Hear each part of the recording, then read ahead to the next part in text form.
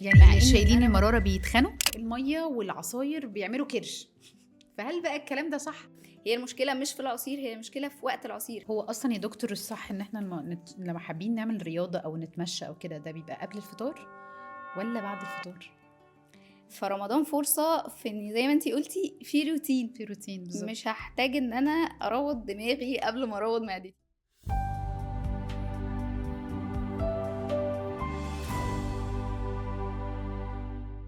احنا النهارده معاكم في سليمانة بودكاست. هنتكلم فيه عن كل حاجة بتخص التغذية وعن المشاكل اللي دايما بتواجهنا في رمضان، بالذات المشكلة بتاعت قرب الفطار من السحور.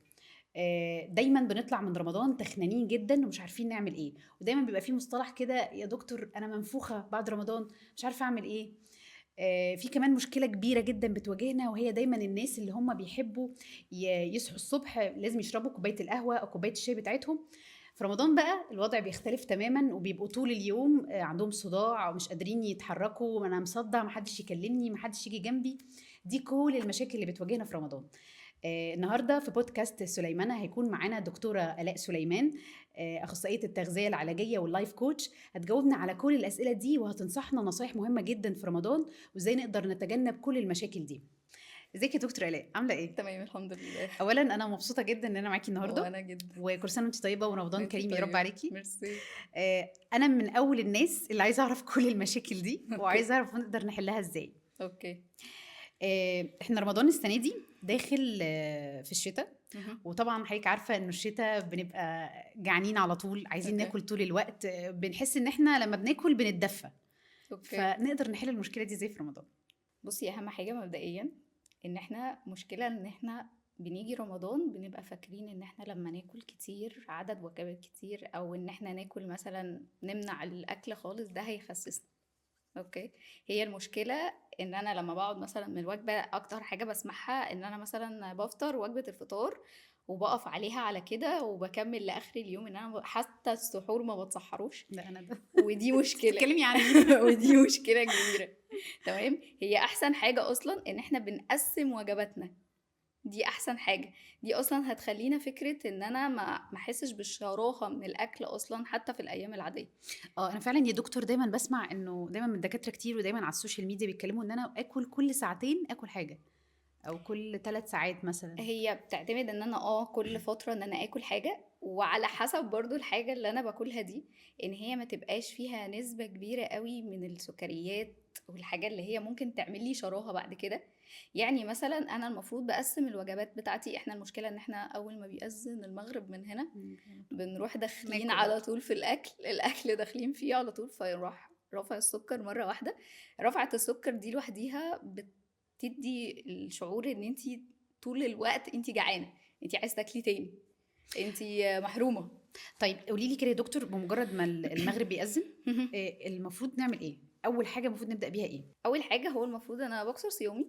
تمام. بفطر على تمر وميه او تمر وكوبايه لبن، وبستنى ساعه. صلي مثلا المغرب ساعه. ساعه عشان انا لو كملت اكل على طول ده بيتحسب اصلا من الوجبه، فكده انا بعلي مش هعلي من الكالوريز بس، انا بعلي من السكر مره واحده. اوكي. طب فكره ان انا اعلي سكر مره واحده لا، هو احسن لي ان انا ما افطرش على تمر عشان كده الدنيا هتزيد معايا اكتر. فلا، المفروض بستنى ساعه. اوكي، بقى اصلي بعمل اي حاجه واستنى ساعه، وابدا برضو واحده واحده، ما ابداش اكل مره واحده. طب يا دكتور نعمل ايه في العزايم اللي بنتعزمها ما فيهاش وعلى طول مشاكل. اول بيبقوا حاطين الاكل اصلا بيبقى عايزين نصلي ونجري هو على الاكل؟ هو ما فيش مشاكل خالص، بس هي الاكل تبقى واحده واحده، هو مش شرط كمان التمر، بس هي الفكره ان هو كسر صيام مش اكتر. تمام. السكر ما يعلاش مره واحده، تبقى حاجه تدريجيه واحده واحده كده عشان ما تحسش بشراهه من الجوع، ان انتي بتحسي طول الوقت ان انتي عايزه تاكلي، وده لوحده اصلا ممكن يخزن من الفات. بالظبط. فكده دي مش حاجه لطيفه، وبيوقف الجسم طول الوقت. انتي بتبقي عايزه ان انتي تاكلي، تحسسي ان الجسم انك ستيل عايشه. ان انتي لسه موجوده، الجسم شغال اوريدي، بتدخله الفيتامينز، بتدخله كل حاجه. فلازم الوجبات الصغيره بتتاكل تكون يعني كويسه، وفي نفس الوقت تكون خفيفه. واحدة واحدة بس. طيب إحنا أصلًا الفترة بتاعة السنة دي طبعًا في الشتا هيبقى مثلًا المغرب مثلًا هيأذن 5 تقريبًا، يعني أعتقد 5، 6. 5:30 أو 6 لأ والفجر برضه نفس الكلام، الفترة اللي هي ما بين الفترة دي كلها أقسّم الأكل بتاعي إزاي؟ طيب يا دكتور إحنا في رمضان السنة دي المغرب بيأذن 6 حوالي الساعة أوكي. 6 والفجر برضه هيبقى متأخر 5:30، 6 يعني من خلال الفترة دي لدي، أنا باقسّم وجباتي إزاي خاصةً إن أنا إحنا ساعات مثلًا بننام اهم. ونقوم عشان نصلي الفجر وهل صح أصلًا إن أنا أنام وأقوم أصلي أتسحّر أوكي. والّا ده بيعمل مشاكل؟ يعني أنا عايزة أفهم من الفترة دي لدي أقدر أعمل إيه في الأكل بتاعي، أقسّمه إزاي؟ مبدئيًا كده هو أحسن حاجة زي ما قُلنا إن إحنا بنفطر على التمر، تمام، أكثر صيامي على التمر وعلى مَيّة، وبعد كده أدخّل الأكل تدريجي. فكرة تمام. ترتيب دخول الأكل ده بيفرق جدًا، عشان إن أنا السُكّر عندي ما يعلاش مرّة واحدة، بيعلى تدريجيًا. تدريجيًا. فكرة إن هو يعلّي السُكّر مرّة واحدة بيحصل مشكلتين، بيعمل شراهة في الأكل والحلويات مش طبيعية، دي ده أول حقيقي. حاجة. تاني حاجة بيخزّن الfats، يعني مرّة واحدة لمّا السُكّر بيعلى خزّن الfats وبيعمل مشكلة إنه بيعمل تاني يوم صداع مش طبيعي، ودي مشكلة إحنا بنحس بيها أكيد في الصيام، فكرة بالذات، الصداع. بالضبط، بالضبط. هي دي الفكرة، إن أنا لمّا بادخّل كمية سُكّريات مرّة واحدة، والسُكّريات دي مش لازم تكون سُكّريات كسُكّر، يعني كفكرة في الكُرب مثلًا أو السُكّر عِلي فجأة مرّة واحدة، هي دي المشكلة. فإحنا لازم نرتّب أكلنا، وترتيب الأكل ده بيكون مثلًا إن أنا بابدأ بالبروتين، وبعد كده السلطة، وبعد كده الكارب في الآخر. أوكي. فكرة إن أنا أرتّب الأكل ده غير إن هو مش هيعلّي السُكّر مرّة واحدة، هو كمان مش هيخلّيكِ تاكلي بالكميات.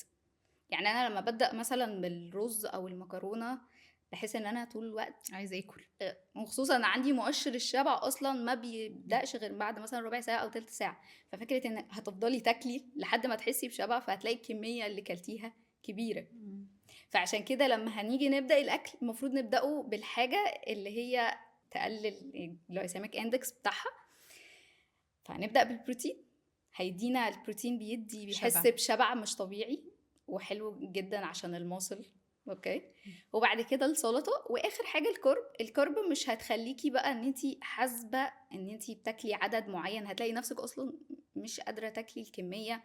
already البروتين والسلطة خدت خدت كل المساحة already حاجة في بطنِك. فخلاص حسيت إن أنا شبعت. بالضبط. لكن أنا لو مرتّبة دماغي أول ما أقعد، لأ أنا مش هاكل كارب كتير، أنا هاحجّم نفسي في الكارب، مش أنا هاعمل حاجة. مش هاكل هاحس إن أنا عندي شراهة لده، هاحس إمم. إن أنا عايزة آكل ده بأي طريقة، مش قادرة. فهي كل الفكرة حاجة بسيطة جدًا وفي الدماغ، سيستم الدماغ مش أكتر، إن أنا بابدأ أكلي ببروتين وبعد كده سلطة وبعد كده باكل. كُلي براحتِك، هتلاقي نفسِك أنتِ مش قادرة تاكلي ده. طيب أنا يا دكتور عندي سؤال تاني، بالذات أنا باحب أعمل الموضوع ده أوي اهم. فبابقى عايزة دايمًا كل سنة أسأل فيه أوكي. وأبقى مش عارفة أعمل إيه. موضوع العصير إمم. والمَيّة. أوكي. أنا أول ما الأذان بيأذن ممكن آكل البلح بلبن وكل الكلام ده، بس باحس إن أنا محتاجة أشرب مَيّة كتير أوي. أوكي. باقعد أشرب في مَيّة كتير وباحس إن أنا معدتي اتملت أوي ومش قادرة آكل. أوكي. في نفس الوقت برضه في وسط الأكل باشرب مَيّة كتير جدًا، أوكي. وباشرب كمان عصاير. أوكي. وناس كتير بتقعد تقول إنه المَيّة والعصاير بيعملوا كرش، فهل بقى الكلام ده صح؟ ونقدر نعمل يعني نحجّم موضوع المَيّة والعصير في الأكل ده إزاي؟ بُصّي، هو من أكبر المشاكل اللي ممكن تطلّعنا من رمضان منفوخين زي ما أنتِ المَيّة، بتقولي، شكرًا. فكرة مش المَيّة، بالعكس، فكرة إن الجسم يبقى فيه جفاف، إن هو أوكي. ما فيهوش مَيّة. أوكي. لإن إحنا بنعوّض ده. أنتِ كويس إنِّك أصلًا بتشربي مَيّة، في ناس أصلًا بتعوّض ده بالعصير. أنا دلوقتي فطرت أوكي. على عصير، أنا مش عايزة أشرب مَيّة.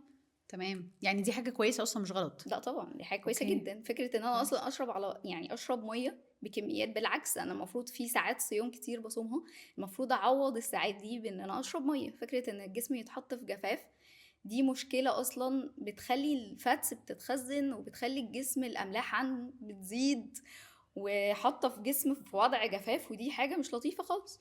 بس أنا باحس لمّا باشرب المَيّة كتير إن أنا باجي آكل بابقى جعانة، فلمّا اهم. بعد ما باكل وكل حاجة خلاص بقى مش قادرة أتحرّك، معدتي حتى مش قادرة أتنفّس من كتر المَيّة مع الأكل، ما فده هي بيبقى عامل لي ما مشكلة هي كبيرة. الفكرة مش في كده، هي الفكرة عشان أنتِ أكيد مش بتقسّمي الوجبات، يعني أنتِ فكرة أنتِ بتفطري وعلى طول مرّة كل حاجة واحدة. مع بعض. بالضبط. يعني أنا لو يعني أول حاجة باعملها مثلًا إن أنا آخُد التمر مع المَيّة، تمام، هاستنى ساعة هتلاقي نَفْسِك قادرة تاكلي عادي. لكن أوكي. هي المشكلة إن الكلام اللي أنتِ بتقوليه ده مثلًا لو أنا مثلًا المغرب أذّن شربت مَيّة على قد ما انا بقى عطشانه، انا عطشانه جامد، شربت ميه كتير وبعد كده فطرت، بحس ان انا ما فيش سبيس اصلا. فده مفيش طبيعي مساحة. انك تحسيه. فعشان كده احنا بنقول نقسم، مش نقسم الوجبات بس، نقسم كل حاجه، ندي لكل حاجه حقها عشان تدي مساحه. الفايدة بتاعتها أو اوكي، المساحة بتاعتها. مفيش مشاكل ان احنا نشرب ميه، هي بس فكره ان انت عشان تبقي لسه كنت صايمه مش عطشانه بس، لا بالعكس، اللي هو فكره انت بيدور في دماغك ان انا كنت صايمه فمحتاجه كمان اشرب ميه كتير. هو الميه دي حاجه كويسه جدا،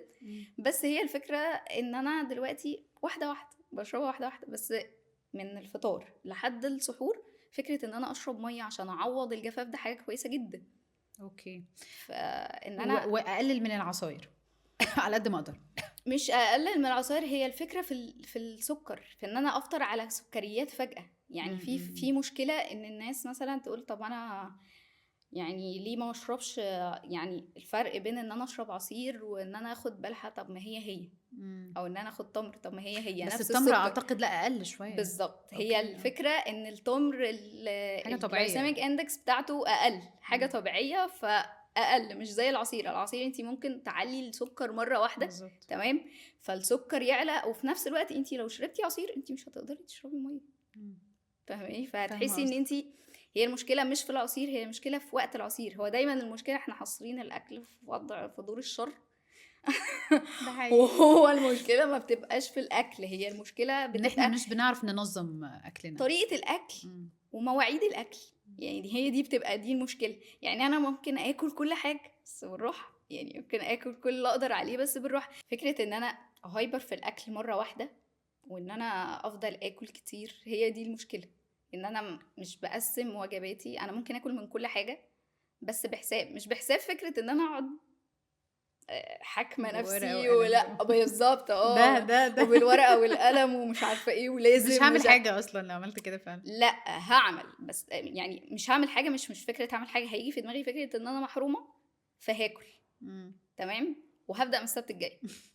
هبدا من السبت الجاي جامد جدا، هاكل بس اللي انا عايزاه دلوقتي، واكل اللي انا نفسي فيه دلوقتي، وهبدا من بعد. مبدئيا الجمله دي ما بتخلي ما حدش بيبدا أصلا. مش هنخلص. ولو بداتي وجالك الحماس مثلا مره، اسبوع، اسبوعين، شهر، شهرين، بترجع اسوأ من الاول. يعني احنا نرجع اوريدي اسوأ من الاول، اللي هو انت دي بقت عقدة حياتك، الحاجة اللي انت حرمت نفسك منها خلاص بقت عقدة ان انت نفسك فيها طول الوقت، مع انها ممكن تكون مش ذات اهمية بالنسبة لك قوي للدرجة. بالظبط. طيب نقطة انه الناس دايما تقعد تقول ما تشربيش ميه كتير على الاكل عشان بيعمل كرش، ما تشربيش ميه كتير على الاكل عشان بيعمل كرش، ده صح ولا غلط؟ لا دي خرافة. خرافة يعني مش حاجة مش صح. لا هي مش فكرة ان هو يعمل كرش، هو فكرة ان هو الاكل انا ببالانس بين الميه وبين الاكل. يعني اكل الاول وبعد كده اشرب. انا دلوقتي لو انا شربت الكميه الكافيه مثلا قبل اول ما افطر على طول، وخدت البريك بتاعي، وبعد كده كلت، وبعد كده اشرب ميه تاني. فكره انك تشربي ميه في النص ولا عادي ولا في اي مشكله. لا دي من الخرافات اللي احنا جميله بتاعتنا. طب الحمد لله، عشان كان نفسي اعرف السؤال ده، الاجابه دي قوي. اشربي ميه عادي. طيب يا دكتور، احنا بعد لما اكلنا وخلصنا وظبطنا وجبه الفطار بتاعتنا، اوكي، والساعه اللي عملناها والصلاه ومش عارف ايه، بعد كده بقى المفروض اعمل ايه؟ في بتبقى حلويات، اوكي، بتبقى حاجات طبعا كنافه، قطايف، في بتبقى خروجات وعزايم، فالمفروض اعمل ايه؟ هي الفكره ان انا زي ما قلت لك ان انا اقسم كل شويه باخد حاجه. هي المشكله يعني انا تقريبا معظم الكلاينتس، تمام، بسألهم ايه رمضان روتينك مثلا، في رمضان بيمشي ازاي، الدنيا بتمشي معاكي ازاي.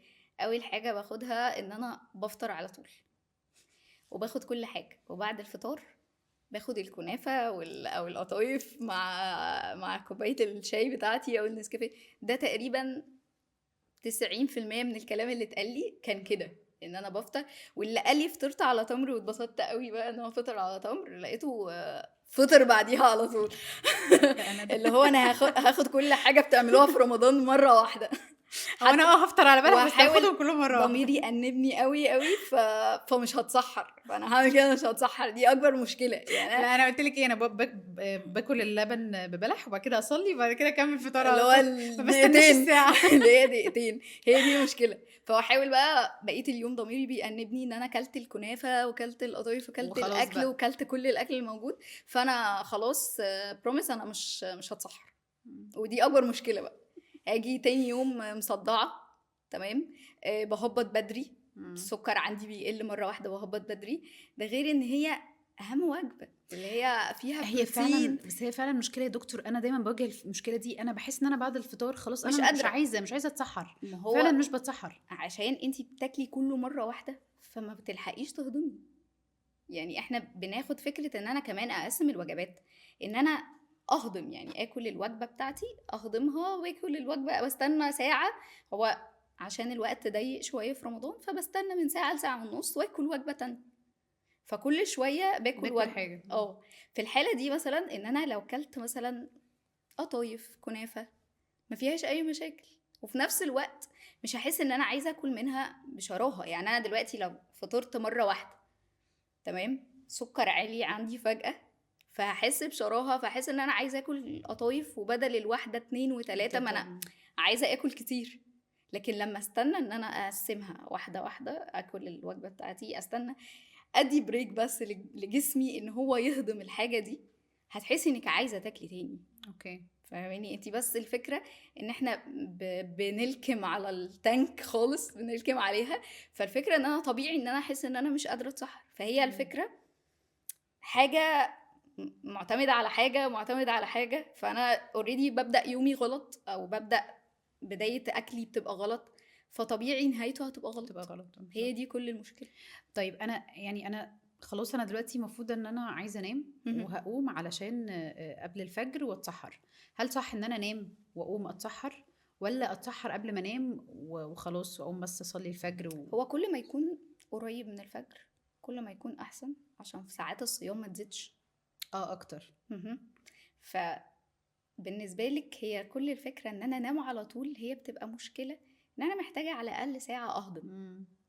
فعلا الواحد خلاص بعد الفجر بساعه على الاقل هي كل المشكله، يعني انا المشكله اللي بتتقالي ان انا مثلا ما ينفعش استنى لحد المغرب، الفجر سوري، فبضطر ان انا اتسحر مثلا الساعه 12 واحده. ده اللي بيتسحروا يعني، تمام. اتفضل. ده مش انا خالص. ما هي المشكله ان معظم الناس بتلكم نفسها، فبتيجي على السحور ما بتبقاش قادره، يا ما بتبقاش قادره، يا بتبقى كلت كميه كبيره وحاسه بالذنب، فخلاص انا مش هتصحى، يعني وقفت على الاكله دي.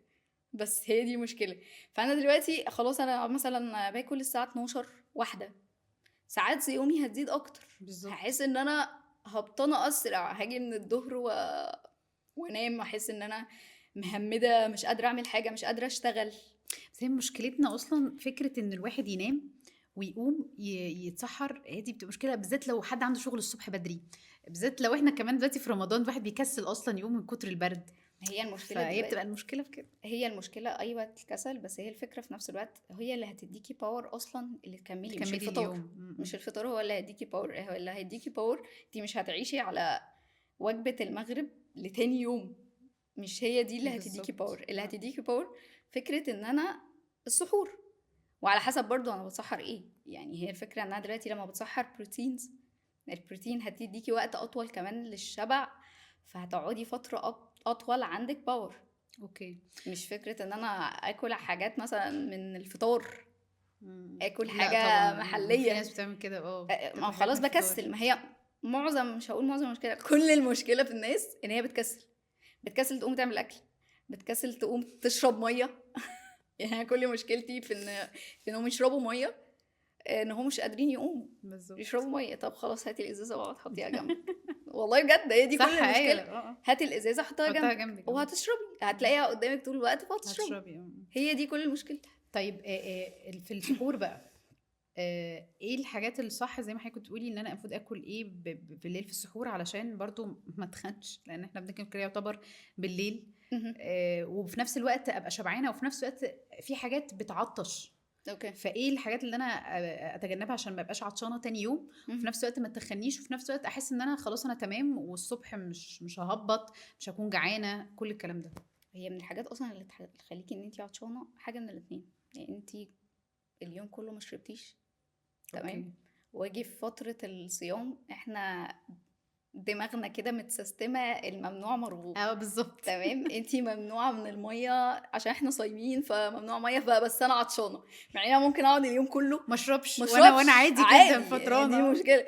بس لا، مشكله طالما انا بتواجهنا صايمة كلنا. انا صايمة يبقى انا جعانة وعطشانة وكل حاجة، فدي مشكلة. ده سبب ممكن يخليني اعطش، او ان انا كترت في الموالح. بالظبط، ما لسه هقول لحضرتك انه في اكلات معينه مم. بتعطشنا قوي. ما هو مثلا مخللات، الحاجات اللي زي كده ممكن، لان انا زودت مثلا الملح في الاكل نفسه. فكرة ان فبيخليني انا اشرب ميه مفيش كتير. بالانس اصلا في الملح، هو ده اللي بيخليني طول الوقت انا عطشانة. اوكي. انا مش بدي جسمي المية، لا انا كمان بديها نسبة املاح تخليني عطشانة اكتر. مم. فهي دي المشكلة. يا كده يعني انا مثلا ما شربتش المية الكفاية في اليوم، يعني حتى هي المشكلة ان احنا ممكن نيجي قبل على السحور دي ونعوض نسبة المية اللي احنا من اول فطار. احنا بنفتكر المية في حالتين، يا في حالة مثلا الفطار، ده برضو بالمخ عشان المخ عشان انا عطشانه من متسيستم. الصبح ما شربتش. بالظبط، اللي هو ايه، انتي محرومه يا بنتي اشربي، انتي محرومه كلي. الفكره في كده، مع ان انتي مثلا ممكن ما تكونيش لا جعانه ولا عطشانه، بس فكره ان انا محرومه ده بيخليني بحس ان انا عايزه اشرب على الفطار وعايزه اشرب على السحور. نبقى ماشيين عاملين زي الجمل، احنا كاننا بنخزن، احنا حاطين في دماغنا ان احنا نخزن، ماشيين بازازه لتر عمالين نشربها واحنا مش عطشانين اصلا. فعاملين ان احنا كده بنخزن، احنا مش يعني احنا مش جمل مش هنخزن. بس ما فيش مره استجبنا لجسمنا. بالظبط. يعني ما فيش مره، يعني انا تقريبا نسبه 90% من الكلاينتس مشكلته الاساسيه ان هو مش عارف هو عايز ايه. هو اوريدي ما بيستناش لما يشوف جسمه هو محتاج ايه. فاهماني يعني؟ مم. انا اوريدي مثلا، انتي بتجوعي؟ تقولي لا انا مش جعانه. امال ايه؟ ازاي؟ عايزه اكل. في فرق كبير بين ان انا جعانه وان انا عايزه اكل. عايزه اكل علشان اشبع حاجه جوايا، لكن انا مش جعانه. بالظبط، هو بس العقل بالظبط. مفيش مره انا السؤال ده مره واحده يعني حسيت ان انا دماغي قفلت، وهسال كل واحد يجي لي النهارده انت جعان؟ انت بتحس بجوع ولا لا؟ فاهماني؟ ما بيحسوش بجوع، او بمعنى اصح هما بيبقوا فاكرين نفسهم جعانين. يعني في فرق كبير بين ان انا جعانه او ان انا حاسه ان انا جعانه وان انا عايزه اكل. بالظبط. فانا بعرض السؤال تاني، يعني بقول انتي بتحسي انك جعانه مثلا او بتحسي ان انا جعان؟ انا بحس ان انا جعان. هو بس بيحس انه جعان عشان هو ممنوع مرغوب. انا بسال سؤال تاني، لكن بتحس انك جعان ولا عايز تاكل؟ فكره ان انا اقول دي الاقي مثلا رياكشن كل واحد، الاقي وقف كده ولا وقفت هي يا وبصت دكتور. يمين شمال هي تضحك. لا هي تضحك وتقولي عايزه اكل، عايزه اكل، هي مش عايزه جعانه. اكل. عايزه اكل عشان انا انت ممنوعه لو من الاكل، فانا حسبتيها عايزه اصلا اكل. خلال اليوم، ماشي، انت لو سمعتي نفسك وشفتي انت جعانه امتى، هتلاقي نفسك ما بتجوعيش زي ما بتاكلي، على قد ما بتاكلي. بالظبط صح. فاهماني؟ انتوا طول الوقت انا جعانه عشان مثلا انا بقلب ممنوعه في من الموبايل لقيت شكل حاجه عجبتني فجعت. فجعت، فنفسي في حاجه زي دي مثلا دلوقتي حالا. او في حاجه او عايزه اتسلى بحاجه، فاروح اقوم اكل مثلا يعني كتير أنا دلوقتي بتحصل. مثلا احنا في الشتاء، مشكله الشتاء دلوقتي انا عايزه اتسلى، عايزه اتسلى بالليل. طب عايزه اتسلى بالليل، طب انا ممكن اتسلى بمليون طريقه غير غير ان انا الاكل. اشغل ده. يعني هي دي المشكله، بس احنا حاطين طريقه واحده للتسليه هي الاكل، هي دي المشكله. بس طيب ايه الوجبات او ايه الحاجات الاكلات المعينه اللي انا المفروض اكلها في السحور علشان اهم حاجه البروتين. يعني هو اللي هيحسسني شويه ان قولي لي انا مش، مثلا يعني ايه بصي ممكن. هقولك على حاجه، هو اللي هيحسسني شويه ان انا مش عطشانه منتجات البروبايوتيك، زي مثلا منتجات الالبان. اوكي. اوكي، هو احنا في الشتاء. حاجات اللي هي بترطب يعني. بالظبط كده. اوكي. تمام، دي اللي بحس واحد عايز ياكل هتحسسك. حاجه مرطبه كده. بالظبط، هتحسسك اكتر ان انتي مش عطشانه. تمام. الاهم من ده كله البروتين. البروتين هيقعدنا فتره اطول. انا حاسه ان انا مش جعانه، حاسه ان انا تمام. يعني في ناس بتصحى من النوم ما تلحقتش تعمل اي حاجه، انا عايزه اكل دلوقتي، انا جعان دلوقتي. طيب البروتين يعني اقسمه ازاي او اكله او ايه مثلا؟ يعني حضرتك قولي لي. ما انت عندك بروتين البروتين، ايه ما انت عندك في البروتين السحور؟ مثلا. ما هو البروتين اللي بيتاخد البروتينات اللي هو الفول، اوكي. البيض، الجبنه القريش. اوكي التلاتة دول هما بروتينات. تمام. تمام. ففكرة ان انا اكل بروتين واحاول اقلل من الكارب، يعني مش لازم اضغط على العيش يبقى زيادة قوي. تمام.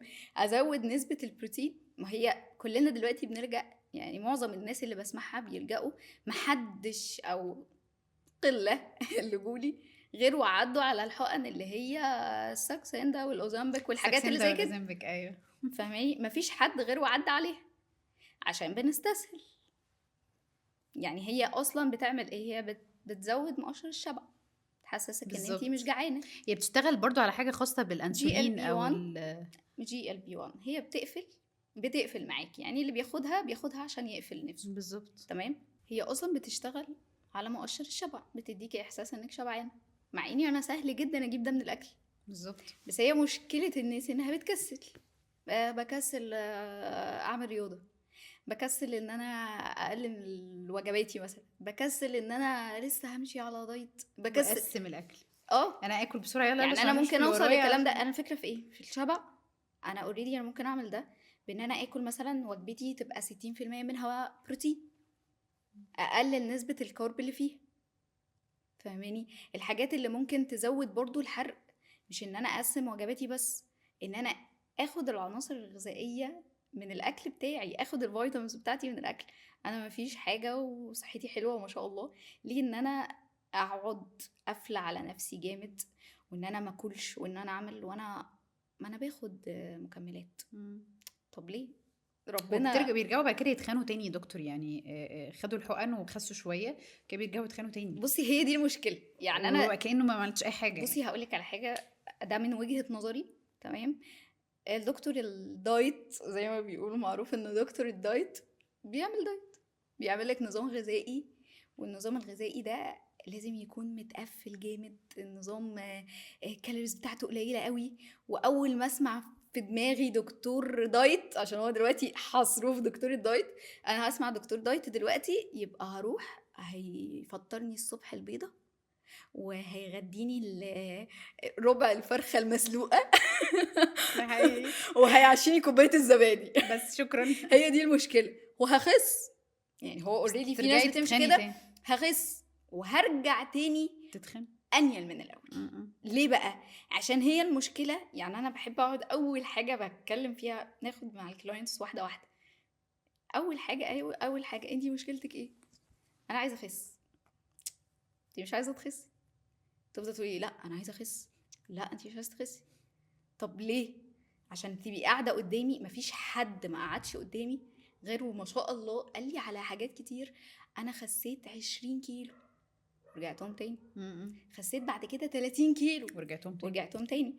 اول حاجه ان انا بقولها، انا مش بنبهر بكميه الكيلوات اللي خسيتيها او اللي خسيتها. اللي يبهرني فعلا انتي ثابته على ايه. انتي برضو ستيل المشكله موجوده. قصدي حضرتك النظام يعني اللي هي ما هو انتي مشكلتك ماشية ايه عليه. يعني انا في الاخر خالص برسى، يعني انتي مشكلتك ايه؟ انتي عايزه تخسي؟ قالت لي لا. يبقى انتي كده مش مشكلتك انك عايزه تخسي، انتي مشكلتك انك عايزه لما تخسي تفضلي ثابته على الوزن. تفضلي ثابته على كده. بالظبط، هي دي مشكلتنا فعلا. ودي المشكله، ان احنا برضو حاصرين الاكل فيها اتهام. هو مفيش اكل بيخسس واكل بيتخن. انا ممكن اكل الاكل ده اديه لمشكله، لحد عنده مشكله سمنه، وادي نفس الاكل لحد عنده مشكله نحافه. صح؟ اوكي. بس هي كل الفكره ان انا زودت عن احتياجات جسمي، زدت، بالظبط، قللت، خسيت. حاطين دايما الاكل في وضع اتهام، اللي هو الاكل هو المشكله. مش بيقولوا على فكره يا دكتور انا جيت وقررت ان انا امنع اللبن. انتي اوريدي مصدر الفيتامينز اللي انتي ممكن تاخديه اصلا انتي عماله تحرمي نفسك بس. يعني انا اكتر كلمه بقولها، او ان انا بلقط الكلاينت بتاعي ماشي على الكلام او لا، من هو داخل عليا وشه محمر كده ولا وشها محمر، هي زي الفل، حاسه ان هي تعبانه او كده، انا اول كلمه بقولها انا مش محتاجه مساعده. انتي مش لازم تساعديني، انتي كفايه انك تسمعي اللي انا بقول عليه. بالزبط. هي كل الفكره ان انا بقولها كلي، لا ضميري بيأنبني يا بنتي انا بقول لك كلي. ده غير ان هي عايزه تحطك في ان انتي اللي مسؤوله. هي مش عايزه تسمع ان هي اللي مسؤوله، انتي اللي مسؤوله. وانا او دلوقتي انت اللي طالما قلتي لي انت بالظبط، فلا لازم تقولي لي على حاجه اعملها بالظبط. هتقدري تعيشي حياتك بالظبط؟ ما هي دي لا طبعا. حياتك. انا دلوقتي لما انا بظبط لايف ستايل، وبشوف ايه انسب حاجه تقدري تعيشي عليها، ارض وسط زي ما بيقولوا. صح. واحده واحده الحاجه بتتاخد تدريجيا. لايف ستايل ده مش اكل بس، لايف ستايل ده نظام يوم، نوم. انا دلوقتي لو نومي مش متظبط، انت عندك الكورتيزول عالي، ميه في تخزين ميه في الجسم، فاتس، كل حاجه. يعني انا ممكن اساسا اوقف حرقي من نوم. صح. انا سهرانه بسهر عشان اخد المي تايم بتاعي، عشان انا تاني يوم الشغل بتطحن فيه وما بلحقش اخد المي تايم بتاعي. فبترسي ان انا ما بنامش، ما بلحقش انام، اقعد بالليل اقلب على التيك توك مثلا، او اتفرج على الفيديوز، اتفرج على مسلسلات، وما مش بنامش. بلحق انام. والكبيره بقى، انا مش بنام بس، لا، ما انا مش بتفرج على تيك توكس، انا المفروض اسلي نفسي، اكل حاجه. فهي معتمده فحاجه انا بقولها غير مباشر. بدل ما اقولك مثلا بطلي اكل بالليل، انتي ما بالدماغ كده مره واحده اول ما اقولك بطلي اكل بالليل هتجوعي. بالظبط. صح. وخلينا احنا بطبعنا ما بنحبش بادق، هتبقي عايزه اه تاكلي، اه مش هتجوعي. تمام. فانا اقولك ايه؟ نامي بدري، هتلاقي نفسك انتي واخده ساعات نومك. تمام. وفي نفس الوقت انتي مش بتاكلي، انا ما بحسش ان انا جعانه، على حسب برضو الحاجه ان انتي متعوده عليها. وفي مشكله برضو ان بيبقى فاكرين انا اسبوع ممكن كل الكلام اللي انا قلته ده يتنفذ. لا طبعا. انا دلوقتي واحده بكون واحده. عادات. تكوين العادات زي ما خدت فتره ان انا بكون الوحش، انا هاخد فتره ان انا عشان اكون اكون الحلو. ففكره وهيبقى اصعب برضو يا دكتور، علشان انا اوريدي دي فتره جامده متعوده على ده، بالظبط. فهرجع اتعود على حاجه. ما هي المشكله برضو في الاستعجال. يعني انا مثلا كل يسمعوا مني الكلام وحلو بيبقى عندهم باور، باور. ايوه. هقول كل حاجه كانك بتحكي عني بالظبط. بالظبط. انا من النهارده انا حياه مختلفه، انا كل كلمه هي بتتقالي كده بالظبط. انا حاسه ان انا عندي باور، انا ايه، انا هكسر انا الدنيا، هكسر. هنزل اكسر الدنيا. وتنزل ومش عارفه تيجي الاسبوع الجاي دي لو جت، عشان ايه؟ في اوقات بتحس ان هي ايه، لخبطت على كل حاجه، فحاسه ان انا اجي اعمل ايه، انا مش جايه. مش قادره. فاقول لها لا، طب واحده واحده. عملتي ايه؟ ما مشيتش على النوم، ما مشيتش على الاكل، بس بشرب ميه. حلو، حلو قوي. طب في حاجه حلوه قوي، عاده كفايه ان انا اخرج من الاسبوع بعاده وان انا اثبت عليها. هي دي الفكره، كل اسبوع اخرج بعاده. انا مش لازم اعمل كل حاجه في وقت واحد. يعني انا اقول اظبط نومي، اشرب ميه، اظبط وجباتي، اكل اكل كويس مفيد. مش لازم كل ده اعمله في وقت واحد. طيب يعني يا دكتور الميه المفروض اقدر اشرب كام لتر في اليوم، واقسمه ازاي؟ مبدئيا كده، اللي مش هيشرب خالص مش لازم يعطش. ليه؟ انتي اوقات كتير على طول تقريبا بسمعها، فكرة ان انا مش عطشانة فما شربتش، او عطشانة وكسلت اجيب مية فما بشربش. دي على طول بتتسمع. انا حرفيا ما او بشربش غير لما بعطش بس. وحاجتين تاني، يا ما بشربش مية خالص، معرفش يعني ايه مية. تمام. يا اصلا انا باخد العصاير والمشروبات الغازية، دي المية بتاعتي. هي دي فعلا المشكله. انا دلوقتي لما بقسم، هي عامه الستات تبقى 3 لتر، الرجاله 4. اوكي. تمام. اقدر اقسمها واقدر اشربها في الفتره دي. يعني انا اول كلمه بسمعها لما بقول 3 لتر، 3 لتر، عادي. ما انت لو قسمناها على اليوم هتبقى بجد. وحتى لو من الفطار للسحور في رمضان يعني بالظبط هتلاقيها جت برضو. انا دلوقتي لما بفطر، انتي ممكن دلوقتي الازازه اللي هي نص لتر دي انتي ممكن تشربيها مره واحده ما تحسيش بيها، بس انا قلت لك 3 لتر انتي اتخضيتي. صح. فاهماني؟ انا دلوقتي اول ما بصحى دايما اقولها كده، ناخدها واحده واحده. طب انا دلوقتي ما بشربش ميه خالص، ينفع ان انا اقول لها مثلا، او اقول له مره واحده المره الجايه تجيلي شارب 4 لتر؟ لا طبعا. مش لوجيك. هيمشي يلق زي ما بيقولوا، هيفضل يحس زي ما انتي قلتي، يحس ان انا بطني مليانه منفوخه، ميه. مش قادره، مفيش سبيس اصلا لاكل، انتي ما صح. بتاكليش. فاهماني؟ لا مش هعمل كده. طب انا هقول ايه؟ اول ما اصحى من النوم اشرب ميه، كوبايتين ميه. اوكي. او مثلا على الفطار اشرب كوبايتين ميه.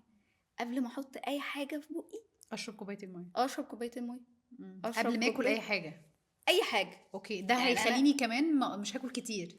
بالظبط، هي اوكي. فكره الميه مش فكره بس، ما هو في ناس برضو بيحطوها في فكره ايه بقى، انتي مدياني الميه عشان ما اكلش، عشان بتضحكي عليا وتقولي انا ما اكلش. مش هي الفكره مش في كده بس. الميه كويسه جدا، الميه دي ارخص واحسن علاج موجود عندنا وببلاش، بس احنا عاملينه كائن، حاطينه كده ككائن مهمل كده، مم. يعني فاهمه، حاجه كده موجوده في الحنفيه فخلاص دي ميه. تمام، صح. مع انها هي حلوه جدا، بتحسن الهضم. مشكله اللي هو مثلا مش اللي عنده، يعني حتى اللي صحيا كويس ماشي قاعد ما بيتحركش، ما بيهضمش، لا بيتحرك ولا بيشرب ميه، فما بتهضميش. صح. فتحس ان انت زي ما انت قلتي لي، مم. اجي على اخر اليوم انا حاسه ان انا مش جعانه، مش برضو حاسه جعانة. جايبه اخري. الميه بتحسن عمليه الهضم، اوكي. تخليكي تهضمي شويه، الدنيا بتمشي معاكي. ده غير انها حلوه جدا لجلدك، للجلد يعني تخلي الجلد ولا احسن من مليون مرطب، تخلي الجلد حلو جدا. الجسم لو فيه جفاف بتبقى مشكله كبيره جدا. بالظبط. يعني انا لو جسمه، هو جسم ذكي جدا، لقاكي مثلا ما بتشربيش يروح مخزن ميه، مم. يلاقيكي مثلا ما بتاكليش عايز يحميكي. ما انتي هو دلوقتي هو ده جهازك المناعي اللي انتي مش عارفه مصلحتك، فهيضطر ان هو يتعامل بقى. بيدي اشاره للمخ على طول، ده وضع starvation، ده في مجاعه. تمام، عايزين نحميه بسرعه، هنعمل ايه؟ هنخزن كل الاكل اللي هو بياكله في صوره فاتس، دهون، اوكي. حتى لو كانت الاكله اللي هو بياكلها دي ما فيهاش دهون. مفيهاش دهون. فانا عايزه احميكي، يعني انت هتاخدي طاقه ازاي؟ مم. فانا هضطر ان انا اخزن الدهون دي. مم. فانا المشكله دلوقتي، فجيت ان انا احل المشكله، بقت اسوأ اكتر. اجي الاقي القعده قدامي كيوت عماله ازيد، تمام، ومع اني انا ما باكلش دهون، او ان انا مثلا اليوم كله على وجبه، طب انا بزيد ليه؟ مم. زي مثلا في الفطار، انا فطرت بس، طب انا ما اتسحرتش، انا بزيد ليه؟ انا طالعه في بزيد رمضان ليه؟ تخنانه ما هي ليه؟ دي المشكله، هي دي اصل المشكله. طب يعني سي مثلا انا لو هقسم سواء في رمضان او طول اليوم في اليوم العادي بتاعي، الوجبات دي مثلا سي على 5 مرات في اليوم. اوكي في كل مره قبل ما ابدا فيها اشرب كوبايتين ميه. اوكي كده انا تقريبا خدت ال3 لتر بتوعي طول اليوم. بالظبط كده، بالظبط. اوكي. انت كده حتى لو في وقت الفطار، هي الوقت ما شاء الله، هي الناس بتبقى شايفه ان من الفطار للسحور ضيق جدا ان انا اشرب كميه ميه، بس مش ضيق ان انا اكل. بالظبط صح. احنا لو عايزين حاجه نعملها هنعملها عامه، يعني فاهمه، لو اقتنعتي بحاجه هتعمليها. عشان كده ان انا شايفه انسب نظام امشيكي عليه هو النظام اللي انت تقتنعي بيه، اللي الدماغ تقتنع بيه. وانا عارفه كويس ان فكره ان حد يقتنع ان انا بروض دماغ مش بروض معده، تمام، دي صعب قوي صعبة. ان حد يدركها من الاول. يعني انا اكل اي حاجه، كلي اي حاجه، ده بجد. مش هي هتاكلي منها. الدماغ هي اللي بتوصل المعدة كل حاجة، بصي هقول لك على حاجه، الإشارات. هي اشارات بس هي الفكره ان احنا زي ما قلت لك ان احنا مقتنعين، حاطين الدكتور في زون ان هو هيفطرنا حاجه قليله ويغدينا حاجه قليله ويعشينا حاجه قليله. تمام، فتتفاجئ مره واحده انا بقولها كلي. انا عارفه كويس ان انا لما امشي في حاجه عكس الحاجه اللي بتتقال، هترجع هي مش تاني. هتصدقني. يعني هي اول حاجه هتقولها لي، تقول لي ايه؟ انا كده مش هخس. لا هتخسي، اما انا يا دكتور لما بشم بس الاكل بزيد. أنا دي بسمع على كتير طول. الجملة دي اما انا ومش اصلا فاهمة بجد ازاي. انا لما بشم الاكل بزيد، تقولي لي كلي كل حاجه. كلي كل حاجه، بس دماغنا موجودة، يعني نعرف نحسب، نعرف نقسم كل أعرف يبقى عندي أنا أكلت لا الأسبوع ده مثلا كلت حلويات كتير، فلا هكنترول ده. حاسة إن أنا في زيادة، هكنترول، مش فكرة إن أنا أمنع برضو. يعني أنا أول حاجة بتتقالي مثلا يا دكتور أنا باخد 3 معالق سكر، ما ينفعش أقوله من بكرة تبقى نص، من بكرة ما تاخدش، ما ينفعش. هو مش لوجيك أصلا. هيعمل كده، ممكن يعمل كده، أو بعد كده هيجي ما قدرتش، هتلاقي ال3 بقوا 6. صح. عايز خلاص، ما هو الموضوع متسيستم في المخ، مخه قفل خلاص ان هو محتاج سكر، مش هيقدر يغير. ده ممكن يقنع نفسه كمان ان هو هبطان، انا دلوقتي هبطان والسكر هو اللي لازم تجيبوا لي هينقذني. سكر دلوقتي. بجد عايزه اشرب شاي دلوقتي عشان اخد فيه ال3 معالق السكر بتوعتي او 6. طيب يا دكتور، احنا دايما في نهار رمضان مم. بتواجه الناس اللي هم بيحبوا زي ما قلت ان هم يشربوا قهوة. لازم الصبح دي انا ما بفوقش غير لما بشرب كوباية القهوة بتاعتي، انا ما اوكي. بفوقش غير لما بشرب كوباية الشاي بتاعتي. اوكي. بتواجههم مشكلة ان هم طبعا بيقوموا الصبح مقرفين، مش مم. طايقين روحهم، مش مم. طايقين حد يكلمهم. مش شايفه. مش شايفة. انا اصلا مش بكلمك، انا مش شايفاك وانا بكلمك، اي. علشان ما شربتش كوباية القهوة بتاعتي او ما شربتش كوباية الشاي بتاعتي. اوكي. وبفضل طول اليوم صداع رهيب، مش بيخلص غير لما بفطر واشرب القهوه. اوكي. ايه الحل في الموضوع ده؟ ايه؟ بصي، مبدئيا كده محتاجه ان انا اسستم نفسي قبل رمضان، ان انا ااخر. هو مبدئيا كده ما ينفعش ان انا اول ما اصحى بالظبط. اشرب كافيين، لسبب علمي بحت. انا دلوقتي بصحى الصبح الكورتيزول عندي اصلا بيبقى عالي، فهو اصلا المخ ما بيبقاش محتاج، بس بيبقى متعود. احنا معودينه ان انا تصحي الصبح بتشربي الكافيين بتاعك، او سواء كان قهوه، نسكافيه، شاي، فانتي عودتيه على كده، فهو صدع، خلاص اتعود. اتعود على كده. بس هو الدماغ نفسها ما بتبقاش محتاجه ساعتين على الاقل من بعد ما بتصحي، فاهماني؟ ما بتبقاش محتاجه ده. عشان كده يعني دليل على كده ان انتي بعد الساعتين ده كيرف بيبدا ينزل، بيبقى اصلا الدماغ محتاجه قهوه او نسكافيه، بتحسي انك عايزه تشربي كوبايه تاني. انا ما فوقتش، فاللي هو هي مش ميعادها اصلا. فانا ممكن اوفر، زي انا بقول لهم ممكن اوفر اللي هي بتاعه الصبح دي، تمام، اخرها شويه. ساعتين مثلا من بعد الفطار الصبح. وبالنسبه لرمضان، انا زي ما بقول لك انا متعوده اول ما بصحى بشرب، فتعودت. هي الفكره مسألة مش تعود. الكافيين. يعني انا مثلا لو جيت قبل رمضان بالشهر اكونترول ده ابدا اتعود ان انا اقل بالظبط. شويه، ما هو هتعود. الدليل على كده ان احنا بنتعود من اول رمضان بنبقى تعبانين جدا، بنيجي نص رمضان بنبقى بقينا احسن شويه، بالظبط. اخر رمضان بنبقى اتعودنا، خلاص. بنبقى حاسين ان احنا احسن كده. بالظبط. تمام. فهي الفكره في التعود، مسألة مش تعود. الفكره. لا، وببقى قافله دماغي، لا مصدعه، مش هينفع. لا، مش وتلاقي هقدر. تلاقي ليه ما تحاوليش معايا. بصي هي هو قفلتها عليكي دي، ما تحاوليش معايا، خلصنا لا لا الكلام. لا، مش هينفع، لازم اشرب الكافيه لازم بتاعي. دلوقتي، يعني دلوقتي ما بيديش فرصة مثلا ان هو لازم حد متحكم فيه، لازم حاجة متحكمة فيه. لا، لازم ان انا الفترة اللي هي قبل رمضان على طول، هي دي المفروض الفترة ابدا اللي انا اتعود بعود فيها. اللي مثلا بيشرب كافيين بكمية كبيرة ان انا اكونترول ده. التدخين لازم اكونترول ده. حاجات كده لازم اكونترول فيها، عشان اتعود ان انا لما ادخل رمضان احس ان انا ما احسش ان الصيام مجهد عليا او او تقيل عليا. تعبني بالظبط. بس طيب يا دكتور، بقى على النقيض، مهم. ناس بتتخن في رمضان، مهم. في بقى في ناس اوريدي هم رفيعين اوكي. بيبقوا ارفع اكتر وبيخسوا اكتر في رمضان. ايه سبب المشكله دي؟ سبب المشكله ان هو مشكله النحافه عامه بيبقى ملوش نفس، وفي نفس الوقت اللي هو انا جايلك عشان تتخنيني، تمام، بس ما كلش وما اتحركش وما اعملش اي حاجه، فاهماني؟ فرمضان ده فرصه للجسم اكتر ان هو ما يخس. بياكلش اكتر، فبيخس. هو الحرق عندهم عالي جدا، تمام، فانت كمان ما بتاكليش الحاجه اللي ممكن تاكليها بالصدفه، انت صايمه مش هينفع تاكليها، ومش هتشربي ولا اي حاجه، فجسمك تعبان اكتر، بيحرق اكتر. هي دي المشكله الكبيره. يعني انا زي ما بقول مثلا ان الموضوع قايم على اللايف ستايل، وان انا اظبط لايف ستايل بتاع حياتي، هي نفس الفكره. اللي بيتقال للسمنه بيتقال للنحافه، بالظبط. تمام. انا بحاول اكنترول ده. هي الفكره في ان انا بزود الكالوريز شويه، ان انا زي ما بقولك المشكله ما بتبقاش في الاكل. انا الاكل السمنه بقدر ياكله، هو يقدر ياكله، النحافه نفس نوع الاكل ويزيد، هنا يخس وهنا يزيد، فاهماني؟ بس انا بحاول ان انا اظبط ده في ايه. هو اللايف ستايل بتاعهم المفروض يبقى واحد، ان انا بنام كويس، تمام. انا لو بنام كويس والدنيا مظبوطه معايا، مش حاسه بارهاق، الفيتامينز بتاعتي باخدها من الاكل. النحافه مشكلتهم ان انا لازم استسهل اخد مكملات غذائيه، اديني مكملات غذائيه.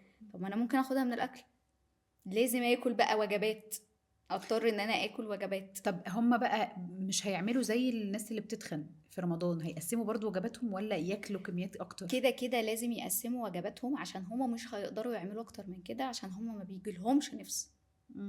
كده كده لازم يتقسم الوجبات، بس هي كل الفكرة ان هو بدل يفضلوا ما ثابتين ما يخسوش. لا، وانتي ما انت مثلا لما باجي بقول لحد سمنه المفروض انا بكنترول. يعني انا قلت لك مثلا ببقى عارفه انا اكلت سكريات امتى، وخلاص انا اكلت مثلا النهارده ابقى تاني يوم مش لازم اكل، يعني خلاص لو مش عايزه مش لازم اكل. لكن هي براحتها، يعني هي مشكله النحافه انه براحتك كلي. بس هي كل الفكره ان انا مش عايزه ان انا تزود في سعراتها الحراريه بس، هي الفكره ان انا تعرف برضو هي بتاكل ايه. يعني هي مشكله النحافه اللي هو ايه، كلي كلي كلي كلي كلي سعرات حراريه بس. طب ما هي حرقها اصلا سريع او حرقه سريع، بيخس بسرعه. كميه الاكل اللي انت بتاكليها دي دور برد هينزلها، دور برد مثلا او رمضان مش هتاكلي هيخسسك على طول. فهي الفكره اكتر حل واحسن حل وامان ان انا اعمل عضلات. فكره ان انا اعمل عضلات بعيدا ان هي بتبقى شكلها حلو، بتبقى كمان امان اكتر. العضله ما بتنزلش بسهوله مش زي الفاتس، فاهماني؟ فان انا اكون عضله دي امن حاجه ممكن تحصل اكتر من ان انا ازود من الكالوريز بتاعتي، او ان انا اخد كورتيزون مثلا تنفخني بس. تمام. اكتر مشكله بتواجه النحافه فكره انها تقولي ان انا ممكن ازيد، بس بعد ما بزيد دور برد ممكن يخسسني. اجي اكل ما اكلش اصلا اخس تاني، يبقى هي المشكله ما اتحلتش. انتي بتزودي من الفاتس بتاعتك، وهو غلط اصلا ان الفاتس تزيد. بعيدا ان هي بتنزل بسهوله، هي غلط ان الفاتس تزيد. فانا بزود ده في الايه، في المصل، في ان انا ازود من البروتينات. اكل بروتينات صح. نفس فكره السمنه، انا لما بقسم الوجبه انا بقسم الوجبه باكل البروتين الاول، فاهماني؟ باكل السلطه. بس فكره السلطه انا عندي مشكله في السلطه، ان الناس اول ما بقول سلطه بتسمع الخيار والطماطم فاعصابها بتتعب وبتقولي لا. ليه؟ ما خلاص، ما هي مربوطه بدايت، سواء سمنه او نحاف على فكره هي طب مربوطه هو ماله بنظام. الخيار والطماطم؟ لا السلطه دي مربوطه بكده، مع ان انا بس السلطه دي دي في حاجات ممكن اعمل كتير منها قوي. اشكال كتير جدا. في في مكونات ممكن احط كتير، فيها مثلا تونة. كل حاجه. كل حاجه دلوقتي بقى في ترند و السلطات دلوقتي، بالظبط، فاهماني؟ وبرده بروتين وفراخ وفي نفس الوقت انا مش بقول كلي سلطه عشان تخسي او عشان تزيدي. انت عشان تملي بس غير كده ان هي معدتك. مثلا فيها نسبه فايبرز. تمام. انا عايزه الفايبرز دي كفيتامينز، فيها نسبة فيتامينز. شوفي طبق السلطة ده مثلا وحط فيه ألوان تبقى شكله حلو، شوفي كمية الفيتامينز اللي تبقى اللي فيها. هتدخل فيه ما بالظبط. هو أنا دلوقتي لو الفيتامينز بتاعتي قليلة وإن أنا باخدش نسبة الفيتامينز بتاعتي من الأكل، الحرق بتاعي هتبقى جسمي مش شغال. صح. فاهماني؟ الجسم نفسه وقف. ده غير ان انا مش بصحتي. يعني انا بقول لك ببقى عارفه الكلاينت، وخصوصا النحافه انا ببقى عارفه الكلاينت ماشي صح او غلط من وشه وهو داخل.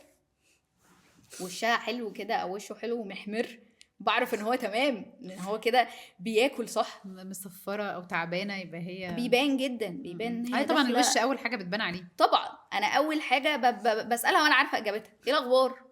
ببقى عارفه كويس جدا ان هي مثلا او هو مفيش اكل، او الاكل مثلا ايه، او قعدوا اليوم كله مثلا ان هو بياكلوا حاجات ملهاش لازمه. مثلا كنت في الشارع فجبت واحده مولتو. هي دي المشكلة اللي فعلا اللي بتواجهنا يا دكتور، اننا دايما بنبقى معظم الوقت بره في الشغل مش في البيت. في حاجات كتيره اقدر اعملها، ان انا اصلا باخد معايا لانش بوكس اللي احنا حاطينها الكسل. في الاطفال. ما هي دي مشكله في الكسل، الكسل. هي دي المشكله. يعني في حل ليها كتير جدا، ان انا اجهز اصلا علب كده في التلاجة، واخد كل علبه وانا ماشيه الصبح مثلا تبقى معايا فيها فاكهه. بره زي ما في مثلا حاجات اللي هي السكريات والحاجات اللي زي كده، في فاكهه. فاهماني؟ ممكن اخد فاكهه، ممكن اخد خضار. فليها ألف طريقه وطريقه، ليها ألف حل وحل. طيب يا دكتور آلاء، ساعات كتير بنبقى داخلين على رمضان، بتكون طبعا في ناس حوامل داخلين على رمضان، مثلا ممكن يكونوا خلاص هيبدأوا، يعني ممكن يكونوا في آخر شهر آخر شهرين، ممكن يكون في ناس في أول الشهور. دكاترة كتير بيقولوا لها إنه لا لازم تفطر، او على حسب صحتها لو حاسه ان هي بدات تهبط لا يبقى تفطر، او لا ما تصوم وتجرب. في لسه سامعه معلومه ان هما في دكتور قال ممكن كل 3 ايام ممكن تفطري يوم. اوكي. فيعني انا عايزه اعرف ايه الصح في الموضوع ده. بصي مبدئيا احنا بني ادمين، تمام، مختلفين بين شخص والتاني، كل واحد وليه حالته. ما ينفعش اعمم في اي حاجه.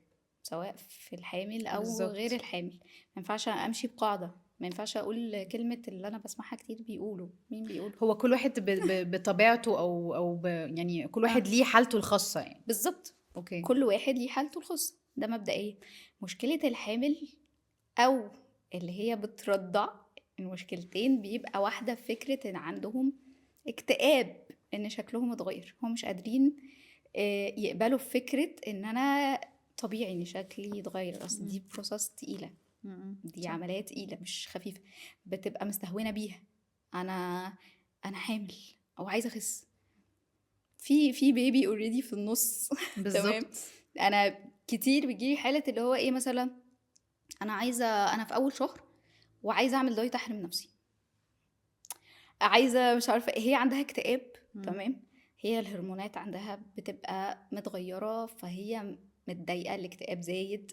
فلا انا حاسة ان انا لو شكلي اتغير، او ان انا مثلا خايفة شكلي يبقى زيادة عن كده، فبيبقى عندها بانك ان هي عايزة تخس دلوقتي، مش قادرة حتى تصبر لبعد ما تولد مم. او بعد ما تبطل رضاعة مثلا. مش قادرة، مع ان في طفل في النص. هي دي المشكلة، هي مش قادرة تتقبل فكرة ان في طفل في النص، ان هي تقدر وممكن تعمل كل حاجة بعد كده. وممكن اصلا ما تتخنش بالقدر اللي هي في دماغها اللي يخليها تعمل كده في اول الحمل اصلا. بالظبط، هو كل الفكرة بان انا هو كده كده اصلا، سواء اللي هي الحامل او اللي بترضع، ليها من 300 ل 500 كالوري زيادة المفروض انها تاخدهم. تمام. هي اوريدي في طاقة، تمام، بتطلع، فهي محتاجة تعوض ده. تعوض ده بالظبط. الجسم محتاج ده. الزيادة كده كده هي هتزيدها، يعني في بيبي في النص. مم. تمام. كده كده هي هتزيدها. تقدر ان هي تنظم وجباتها، تنظم اكلها، تظبط، تعمل بالانس. تمام. بس في نفس الوقت ما ينفعش ان انا احرم نفسي، هو ما فيهاش مجال، يعني ما ما فيش مجال لده. ينفعش. ما اه. ينفعش، ما ينفعش ان انا اعمل ده. هتخس وكل حاجه، هي فكره ان انا خايفه ان هو اوصل. وخصوصا الناس اللي عندهم مشكله ان هما مثلا قبل ما تبقى حامل كانت عندها مشكله مع السمنه وخست. دي مشكلة ان انا دلوقتي حامل وهزيد وانا هرجع زي الاول وانا مش عايزة احط، بيبقى عندها بانيك. بانيك. البانيك ده لوحده بيعلي الكورتيزول اصلا. لو انتي بتعملي ايه، الجسم مش هيدي استجابة. طب تعمل ايه بقى في رمضان؟ يعني هل تصوم ولا على حسب برضو حالتها؟ بالظبط، هي بتبقى على حسب الحالة على حسب بتاعت الحالة، لو هي تعبانة يعني، او هي مثلا لما مش بتاكل بتهبط جامد فلازم كل تبقى. حالة. الدكتور بتاعها بيبقى عارف حالتها شكلها ايه، عندها مشكلة معينة، بتهبط بسرعة، الكالوريز بتاعتها قليلة، فهي محتاجة انرجي اكتر من كده.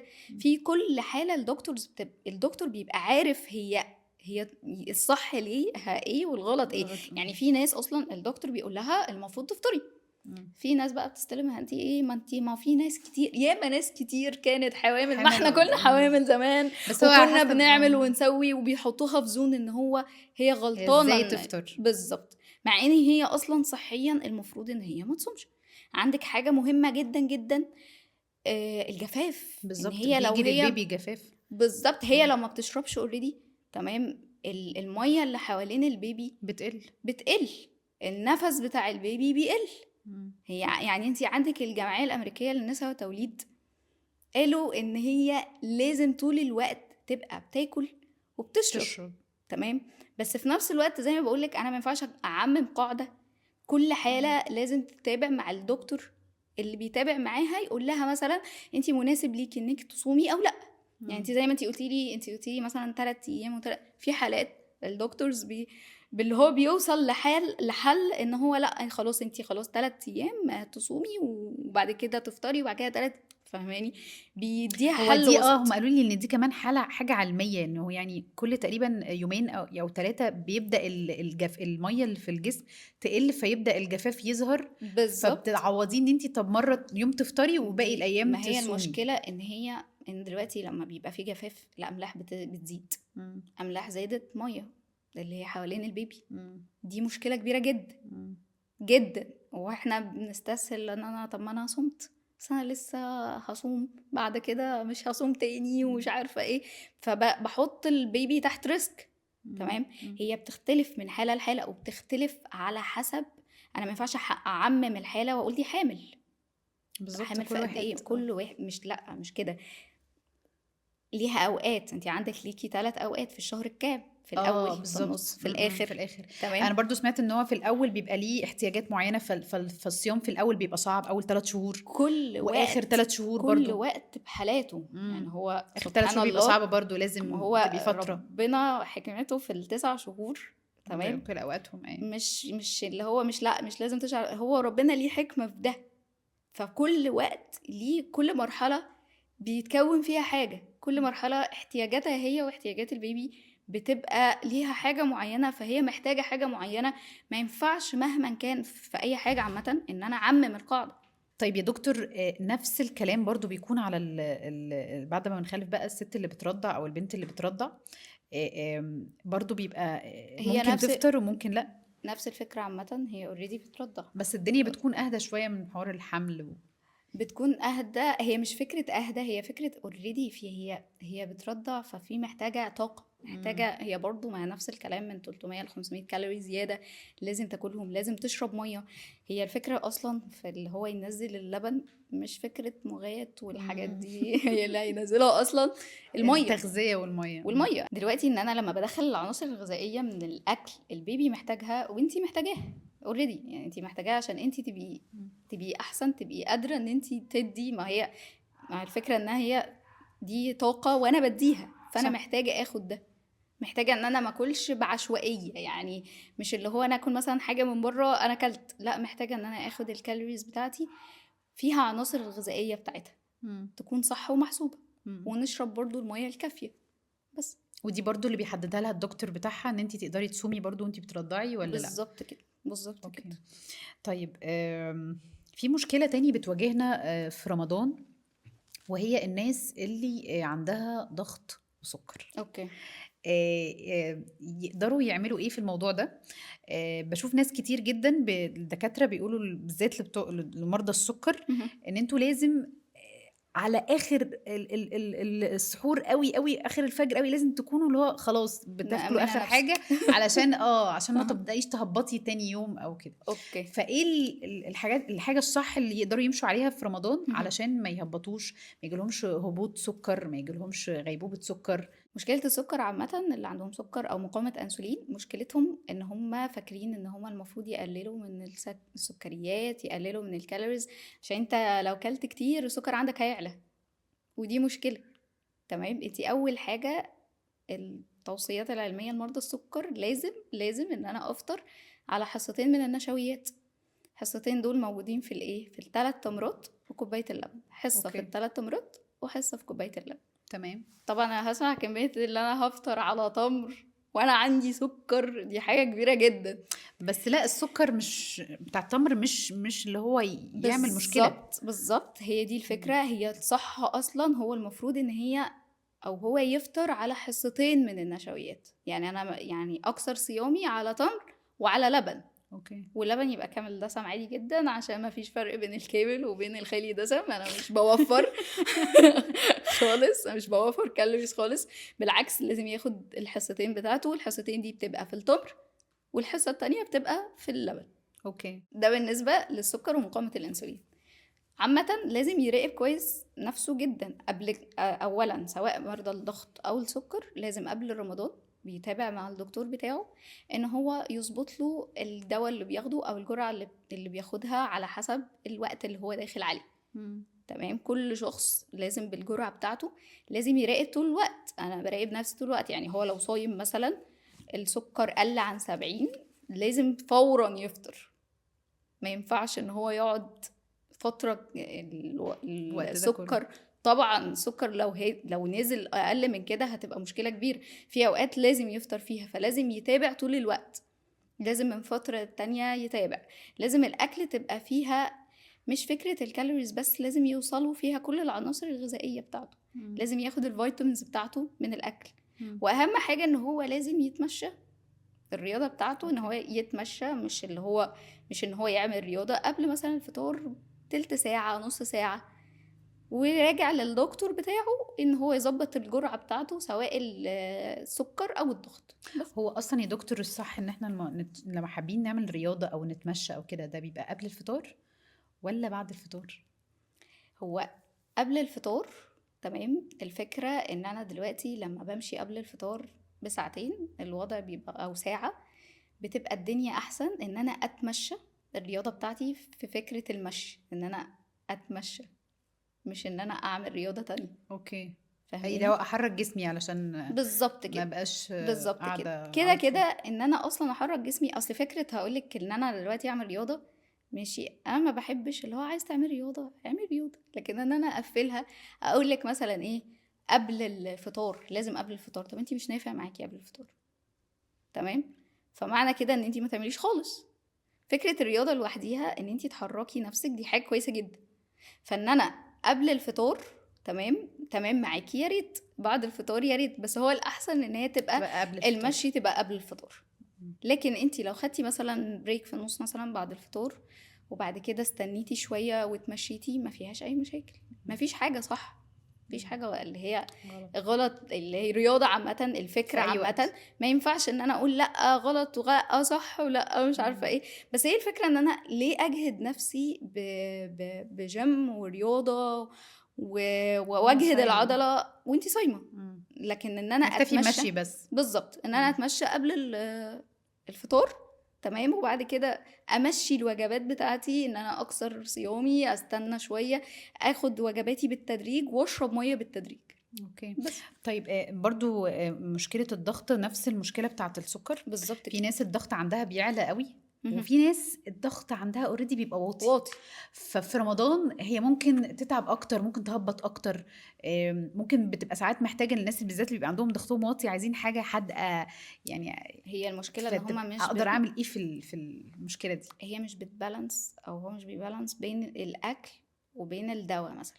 يعني هو الدكتور بيبقى يظبط لها الجرعه، او ده لو هي متابعه مع الدكتور ان هو يظبط الجرعه. في ناس بتمشي موضوع الضغط بالذات بعشوائيه، اللي هو ما انا باخد دواية عادي تمام. لا، هي فتره مختلفه ووقت مختلف، لازم ان انا اظبط جرعتي، ولازم اظبط وقت، توقيت اكلي اختلف، لازم اظبط فيها كل حاجه. فهي انا هبطانه دي بترجع لكذا حاجه. ما انا هبطانه، طب ما هو ممكن في فتره الفطار هي ما بتاكلش الاكل الكفايه. يعني هو الضغط ملوش مشكله، مش هو اللي عامل المشكله. انا مش باخد، يعني انا لو عندي مثلا ضغط واطي ومش باكل، تمام، هو من الضغط، هو اللي طب انا مش باكل اوريدي، يعني فاهمه؟ الضغط عالي انا هبطانه، انا مم. السكر بتاعي مش بيوصل ان انا اظبط نسبه الاكل بتاعي، وان انا اظبط اكلي واظبط وجباتي. فلازم ان انا اظبط تقسيم الوجبات، دي حاجه مهمه جدا، ان انا اقسم وجباتي واكل حاجات مفيده. في حاجات اوريدي، يعني انا اوريدي في حاجات لازم اقلل منها زي الاملاح، اشرب ميه كويس جدا. كل ده محتاج تظبيط النوم. الاجهاد نفسه، والاجهاد اصلا بيعمل توتر. واصلا احنا عندنا بيبقى في مشكله دايما في رمضان بسبب حوار عدم انتظام النوم، لانه احنا بننام ونصحى في الفجر بصي، ونصلي هو والسحور، متهيألك هو فبتبقى اصلا الدنيا. هو اصلا رمضان اكبر فرصه ان انا اظبط في يومي، عشان كل حاجه واضحه، هي عشان كل حاجه كل ليها حاجه مواعيد. بميعاد. انا بسمي بالظبط. رمضان دايما ان هو فيه روتين. بالظبط. الروتين ده هي هتمشي الناس عليه. بتبقى فاكره ان ده هيلخبط، ان ده رمضان جه يبقى وقت اللخبطه جد. بالعكس، ده بيبقى اكتر وقت هو ملزم فيه يمشي على هو لايف علشان ستايل. احنا اصلا حياتنا متلخبطه. بالظبط يعني. فاحنا بنفتكر ان لا، هو احنا انسب وقت اصلا ان انا يعني هنلخبط. اظبط فيه لايف ستايل بتاعي. انسب وقت ان انا، ما انا باكل مع الناس، كلنا بناكل مع بعض في وقت واحد، كلنا بننام في وقت واحد، الميه بميعاد، كل حاجه بمواعيد. فده انسب وقت ان انا اطلع من رمضان مش مبوظه، بالعكس، ده انسب وقت ان انا اكنترول ده. طيب يا دكتور، معظم الأوقات أو برضو منتشر الفترة دي الناس اللي بتبقى عاملة عمليات وشايلة المرارة، اوكي. بيبقوا طبعا احنا خلاص في رمضان وكده، فايه اللي المفروض يعملوه؟ هل يصوموا برضو مهم. ولا لأ؟ ايه المفروض يتم في الموضوع ده؟ بصي، هو انتشرت قوي قوي حوار المرارة ده، مم. تمام. ده حقيقي. وانتشر كلمة ان انا دلوقتي بشيل المرارة فبيحصل زيادة، بس انا عمالة ازيد، عمالة اوكي. ازيد، مش عارفة اعمل ايه، مش عارفة كنترول ده. يعني مع اللي اني ان شايلين انا المرارة بيتخنوا؟ اها. اوكي. انا ده ايه السبب دلوقتي بقى؟ ما باكلش، طب انا اعمل ايه؟ انا بزيد، مم. تمام، طب احاول اعوض ده فباخد فيتامينز، اوكي. تمام. فعندك مثلا اوميجا، انا دلوقتي باخد مثلا الاوميجا ده اصلا فيتامينز بتدوب في الدهون، اوكي، اللي موجود بيفلتر ده مش موجودة، مم. اللي بتفلتر ده مش موجود، مم. فهو ما بيمتصش اصلا. اوكي. فانا زي ما بيقولوا بفضل بحرق بس. مم. فاهماني؟ في حاجات انا دلوقتي في حاجة في جسمي مش موجودة، يعني الحاجة اللي اوريدي كنت مثلا حاجة الغلط اللي كنت بعملها كان في حاجة بتدافع عني، فهي اوريدي هي مش موجودة. لما كنت مثلا اكل وجبة فيها فاتس كتير، اكل وجبة اكل من بره، اكل مثلا مقليات، كانت هي بتغلوش على ده مم. وبتحاول تظبط الدنيا، هي اوريدي مش موجودة. مم. فانا لازم اكنترول ده في ان انا مثلا اقلل المقليات، لو كنت امنعها تبقى حاجة لطيفة. مم. احاول ان انا اظبط ان انا اكل، يعني مبدئيا مثلا لو عايزه اخد اوميجا او اخد حاجه باخد املاح مراره، ان هي بتقوم بدور المراره مم. عشان اقدر اخد الفيتامينز بتاعتي، ما بقاش باخد بس وبجهد المعده على الفاضي. وزعل المعده وحش قوي. مم. طب ويصوموا عادي؟ او تصوموا عادي طبعا. عادي جدا، طبعا مفيش اي طب مشكله. بالعكس، هو محتاجين اصلا ان هم ياكلوا، بس يقسموا وجباتهم. وده هيساعدهم في رمضان. بالظبط، ان هم يقسموا وجباتهم، تمام، وان هو يحاولوا كنترول الاكل اللي هو السكريات والاكل من بره والمقليات، نحاول الكنترول ده عشان كمية هو مش زي قبل كده، الكمية الكبيرة منه هو مش هتعرف تتظبط، هو مش هتمتص اصلا فهتتخزن دهون، مم. فدي المشكلة الكبيرة. طيب دكتور، قولي لي كده في الاخر خالص، بعد كل اللي احنا اتكلمنا فيه ده وكل المشاكل اللي بنواجهها في رمضان ده، تمام. ازاي نعمل عادات صحية سليمة، وازاي نقدر ان احنا نستغل رمضان في زي ما حضرتك بتقولي كده، انه ابدا اعمل الروتين بتاعي بمواعيد معينة للاكل والتزم عليها بعد رمضان. يعني انا في مواعيد خلاص عملتها في رمضان، بفطر في الميعاد ده وبتعشى او بتسحر في الميعاد ده، عايزة اكمل على كده بعد رمضان. تمام. قولي لنا شوية نصايح كده. بصي، هو مبدئيا كده تمام، اصعب حاجة في ان انا امشي على نظام، اوكي، هي دماغي. فان انا اترجم دماغي ان هو يمشي على نظام او يمشي على عادات، دي حاجه صعبه جدا. صعبة. فرمضان فرصه في ان زي ما انتي قلتي في روتين، في روتين بالظبط. مش هحتاج ان انا اروض دماغي قبل ما اروض معدتي، تمام، ان هو في اوريدي حاجه وانتي بتمشي عليها فسهله. فكره ان انتي في اوقات معينه بتفطري فيها، في اوقات معينه مثلا بتاكلي فيها، في اوقات انتي المفروض مثلا ما بتاكليش، هو ده اللي هو في وقت الصيام ووقت الفطار. هي كل الفكره، يعني هو الطريق اوريدي مرسوم، تمام، كل الفكره ان نستغله انا بقى. بالظبط اتعب شويه ان انا اظبط يومي. النوم لوحده لو ما اتظبطش اصلا بيجيب صداع بس تاني يوم، ده تمام. حقيقي. اظبط النوم ان انا انام كويس من 6 ل 8 ساعات، ما يكونش متقطعين يعني، تمام. انام كويس، اشرب كميه ميه حلوه جدا احسن الهضم عندي. الحركه لو من تلت ساعه لنص ساعه. هي المشكله ان انا لما بقول رياضه، الناس انا هبدا جيم من يوم السبت، انا ما يوم قلتش السبت جيم. ما بيجيش. انا اول كلمه بقولها انا ما قلتش جيم، انا ممكن اعمل ورك ات هوم، فاهماني، ممكن انزل اتمشى، كل دي بالنسبه لي رياضه. في ان انا اعمل رياضه، ان انا احرك جسمي، كل ده هيساعدني، هيهضم اكتر، هيساعدني اكتر ان انا اقدر اكل وجبات اكتر، ان انا اظبط اخد الفيتامينز بتاعتي، اكون صحيا قادره. ما هي الفكره مش ان انا اخس بس، الفكره ان انا صحتي تبقى كويسه، الصحة تبقى كويسة، أخس اخس وأكون بصحه. بصحة كويسة بالظبط. بالظبط. لأنه في ناس بتخس وبتمرض أو بتتعب بعد ما كده، هي بيجيلها ما أنيميا، فيش بيجيلها مشاكل. فيتامينز، وهتزيد تاني فكرة ان هي اكيد حرمت نفسها، فهتزيد تاني فيجي لها احساس ان هي اعصابها تعبت، حطت نفسها في بانيك، او حط نفسه في بانيك. ان انا قعدت فترة كبيرة اللي هو انت تعبت، ان انت حطيت نفسك فترة كبيرة في وقت معين في ان انا بعمل حاجات معينة وانا زهقت، طب ما ادلع نفسي وان انا اكل، فهيزيد اكتر من الاول. صح. فده انسب وقت ان انا التزم فيه بان انا اظبط نومي، ان انا طلعت ظبطت نومي، ان انا بقيت بشرب ميه، ان انا بقيت باكل واحده واحده، ان كفايه ان انا اطلع اليوم كله مش على وجبه واحده، صح. ان انا اوريدي بقيت كل فتره باكل بقسم حاجه. أكل. فهتلاقي نفسك زي ما بقولك لازم تبقي على الاقل خارجه بالاسبوع بعاده، انتي خارجه من شهر بالعادات كلها، فدي احسن حاجه. صح. بس دكتور آلاء، أنا بشكرك جدا واتبسطت جدا معاكي انا النهاردة. جدا جدا.